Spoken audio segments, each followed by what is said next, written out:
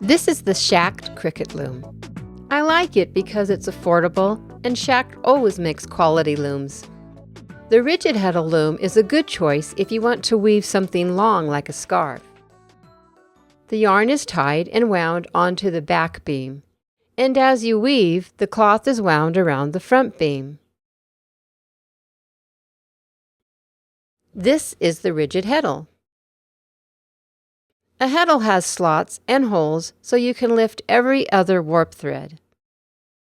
The rigid Heddle serves three purposes. It moves the yarn up and down, keeps the warp evenly spaced, and beats the weft yarn into place. It's a simple loom, but it can do so much.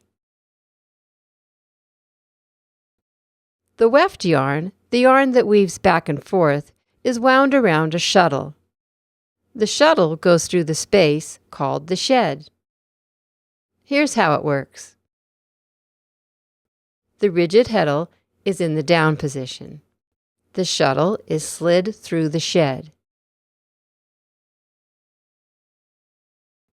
Then I beat down with the rigid Heddle to pack the yarn in place. Now the rigid Heddle is placed in a groove on top of the loom.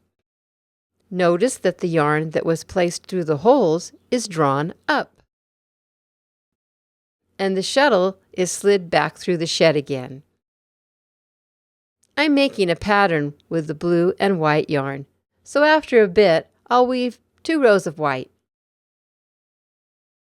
This cricket loom is only 10 inches wide, so this will probably be a table runner. You need a wider loom to make placemats or towels, and the cricket loom comes in wider versions. There are a lot of beautiful rigid Heddle looms out there. I chose this Shacked for its affordability and small size. You can find larger looms and ones with more features. There's a link in the description where you can find more options. I explain all kinds of looms from simple to complex in my course, Introduction to Weaving. For more information on the course, the link is in the description.